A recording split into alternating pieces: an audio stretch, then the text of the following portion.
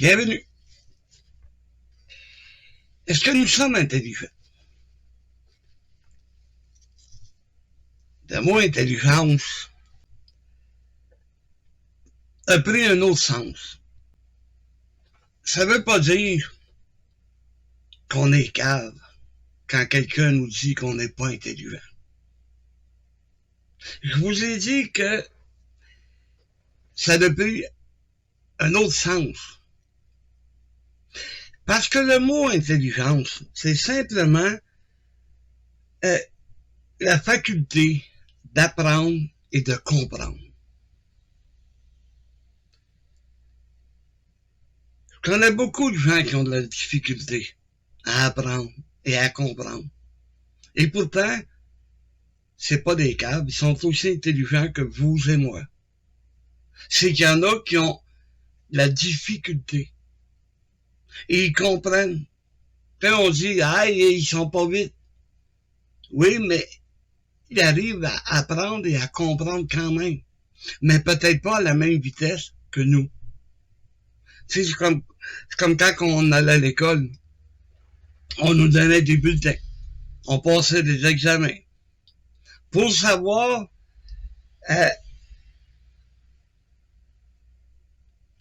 comment je pourrais vous dire? Pour savoir la capacité que nous avions. Quelle sorte de capacité que nous avions? Il y en a qui sortaient des examens avec des 100.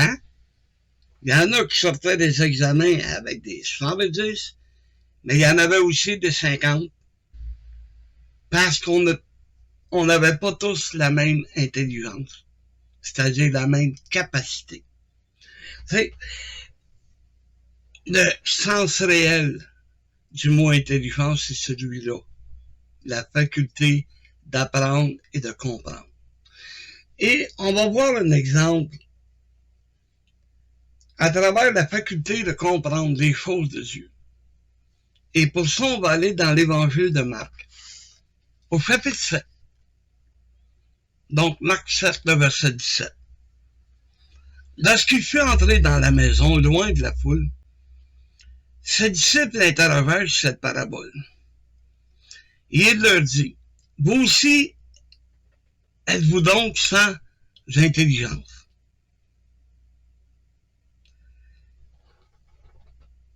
Pour se situer dans le contexte, Jésus parlait aux scribes et aux pharisiens. Et il leur donnait des exemples en parabole. Mais dans cette parabole-ci, on voit que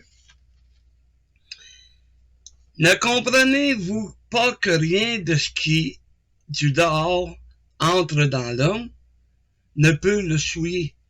Parce que les scribes et les pharisiens s'en prenaient aux apôtres en disant à Jésus, ils ne sont pas lavés les mains avant de manger. Et c'était une tradition juive qui ne mangeait pas sans s'être lavé les mains. Ben, cette tradition-là, nous aussi on l'a, là. On apprend à nos enfants à avoir les mains propres avant de manger.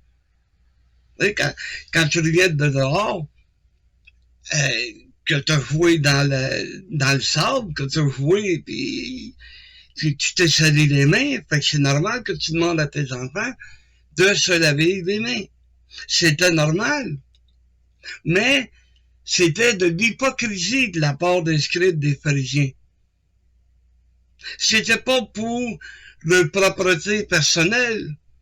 Non, c'était pour être capable d'essayer de prendre les apôtres et Jésus en défaut. Et c'est là que Jésus a dit, êtes-vous sans intelligence? Il n'a pas dit que c'était des caves. Moi, j'aime mieux la traduction de la Bible King James. Parce que les écrivains de la Bible française, ceux qui traduisent, souvent vont employer des mots. Et pourtant, j'aime mieux la King James parce que les autres, là, ils y vont direct. T'as pas besoin d'aller dans le dictionnaire pour savoir qu'est-ce que c'est de l'intelligence. Eux autres, ils vont dire, regarde comment tu traduis ça. Ils vont pas avec des mots savants, avec des mots simples, pour que le peuple simple comme nous comprenne facilement. La traduction, c'est without understanding also, qui se traduit justement par êtes-vous sans comprendre, vous autres aussi? Êtes-vous sans comprendre aussi? Vous comprenez pas? C'est bien plus facile à comprendre, justement, à comprendre, que le mot intelligence, que si tu sais pas ce que ça veut dire, que tu te fies sur de qu'est-ce que le monde font avec le mot intelligence. Et c'est comme s'il te traitait que t'es un cave. T'es pas intelligent, toi. T'es un épais.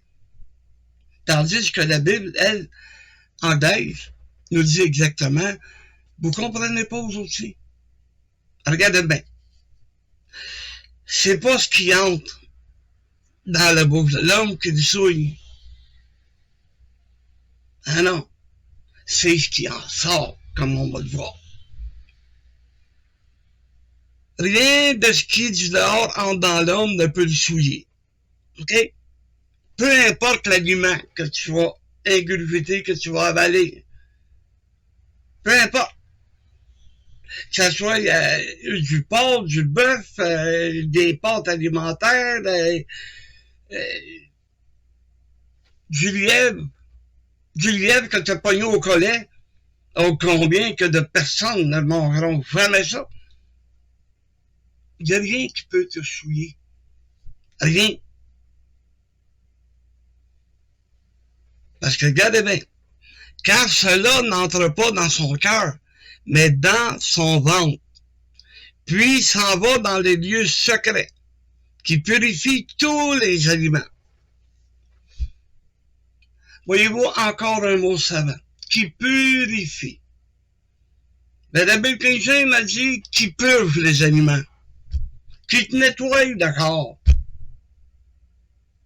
Parce qu'on peut pas conserver, tu sais, ça rentre dans le corps, ça va dans l'estomac, puis bon, mais il y a un processus qui se produit, puis ça se transforme dans une forme qu'on envoie dans une bolle de toilette. C'est facile à comprendre, ça. Tu sais, le corps se purge ou se nettoie.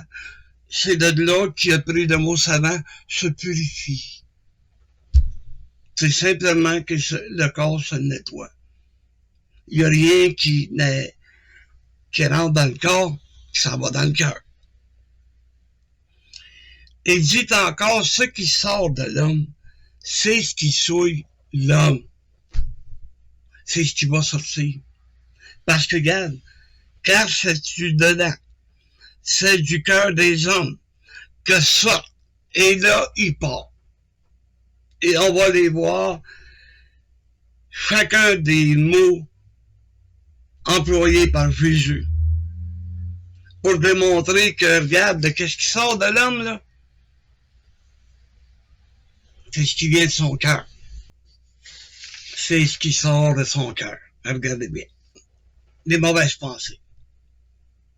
Une chance que Dieu ne montre pas à personne nos pensées. Parce que souvent, ça dévoilerait notre méchanceté.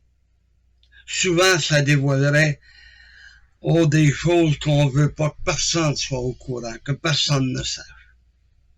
Parce que des mauvaises pensées, il n'y a pas personne qui en a pas. On en a tous des mauvaises pensées.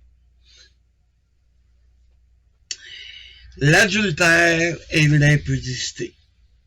Tout en rapport avec la sexualité. Le fait de tromper son mari, sa femme. L'adultère. L'impudicité, c'est le fait que l'homosexualité, le lesbianisme, on peut rajouter aujourd'hui le transgenre, les folies sexuelles, on peut tout embarquer ça là-dedans, sans l'impudicité. Ça souille l'homme. Parce que ça vient du cœur.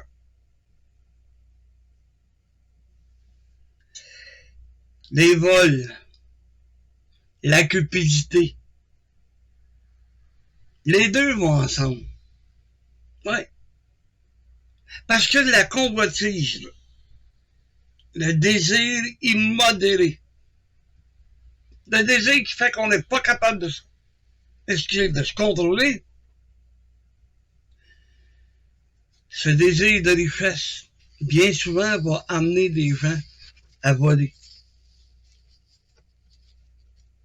Ouais. On va le voir un peu plus loin. Parce qu'un peu plus loin, on parle de fraude. Donc, voyez-vous, t'es prêt à faire des fraudes qui est du vol pour être capable de satisfaire ton avarice, ton désir de richesse, ton désir de devenir riche. T'es prêt à faire des folies. Mais ça sort pas du corps, mais du cœur. Les méchancetés, c'est-à-dire les plans ou les dessins que l'on forme à travers nos pensées. Tu sais, des petites méchancetés, là. Des paroles blessantes, des gestes déplaisants. On a envie d'être méchant. On a envie de frapper quelqu'un. Ben, ça vient du cœur. Parce que quand tu as le goût de frapper quelqu'un, là, tu y vas avec tout ton cœur. N'est-ce pas? Il y a des paroles blessantes. On sait qu'ils sont blessantes, mais on va les dire quand même. Mais c'est ça qui est pas correct. Le dérèglement. Autrement dit, le désordre. On n'aime pas les règles. On essaie de contourner les règles. Et regardez dans le monde, toutes les règles que l'homme ne respecte pas. Pourtant, ce sont des règles. Quand tu arrives à un stop, le mot le dit, arrêt, stop. Mais combien, on appelle ça des stops américains, combien de personnes vont, parce que, hey, quand j'ai pris mes cours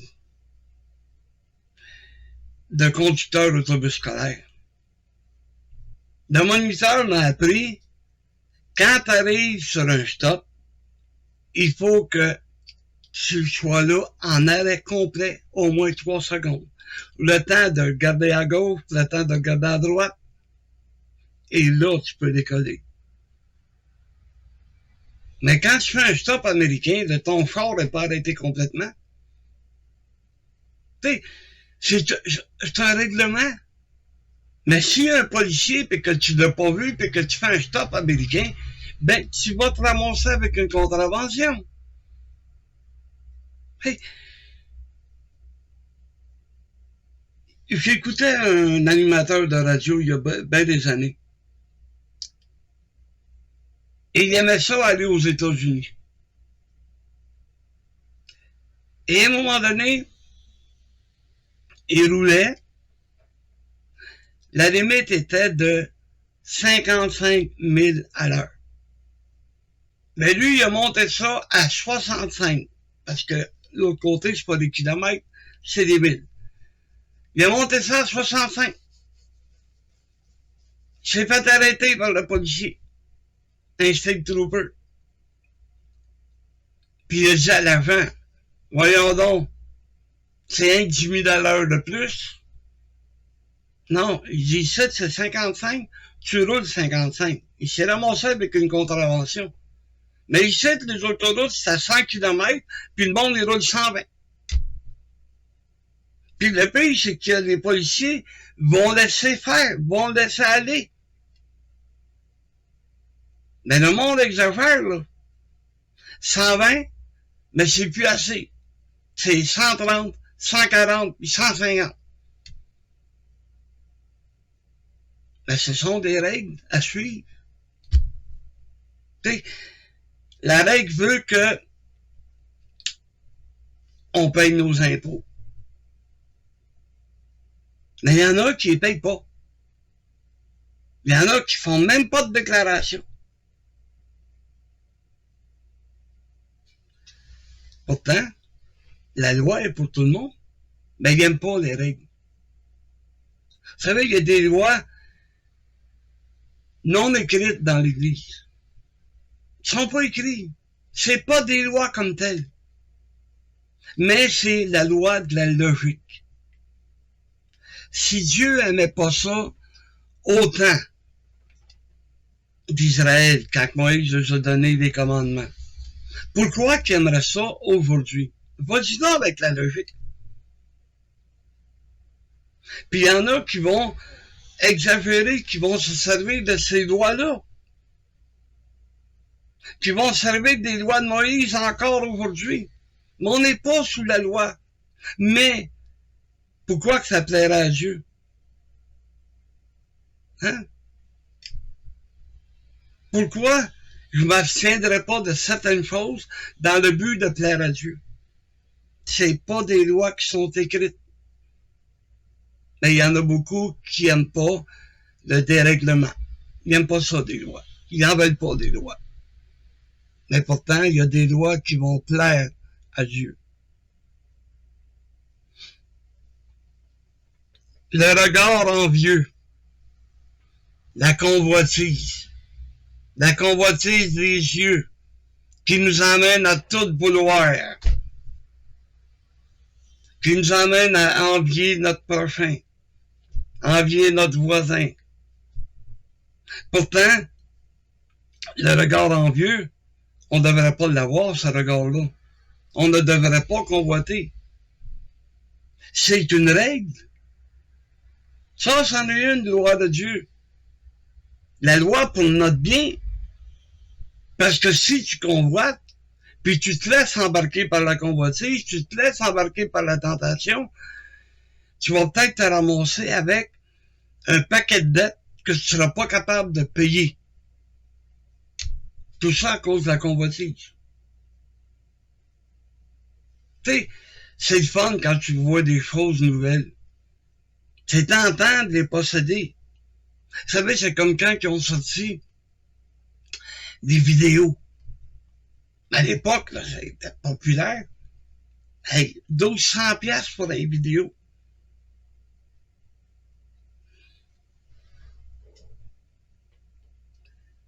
Après un certain nombre d'années, 2 ans peut-être, ben l'année d'ensuite, ça avait commencé à baisser à 800.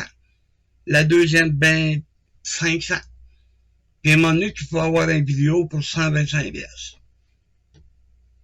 Mais la convoitise a fait que combien de personnes ont acheté des vidéos à 1200 piastres? Illogique. La calomnie, c'est-à-dire des fausses accusations. Des accusations qui vont blesser la réputation de quelqu'un. C'est pas drôle, là.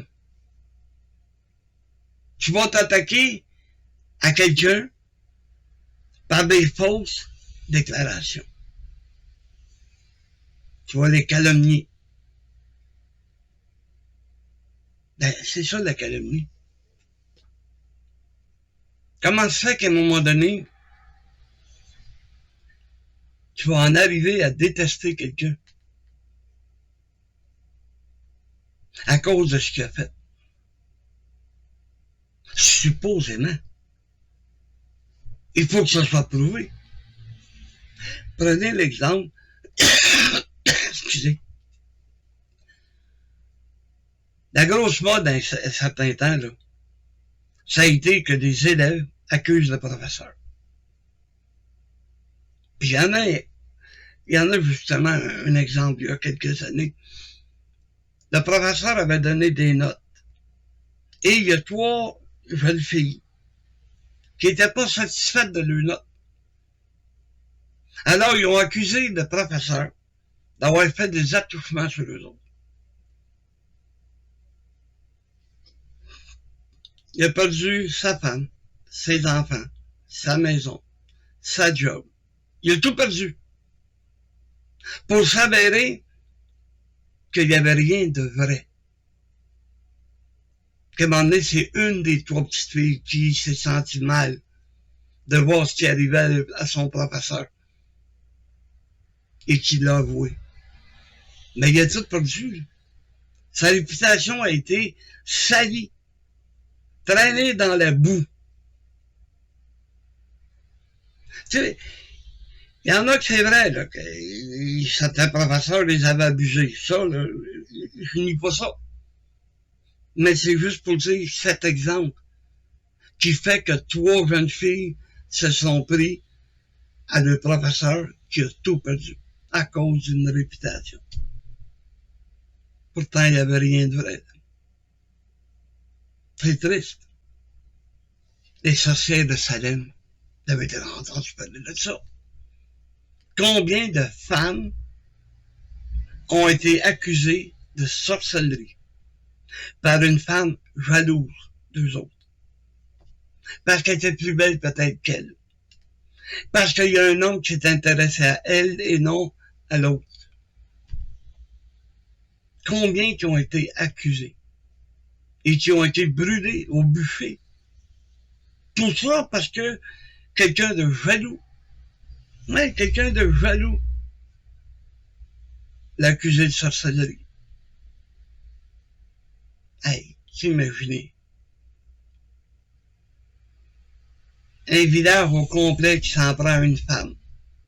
Parce que, supposément, qu'elle a fait de la sorcellerie. Ça, c'est pas d'allure. L'orgueil.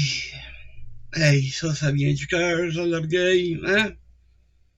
On n'accepte pas que quelqu'un soit meilleur que nous. On est orgueilleux.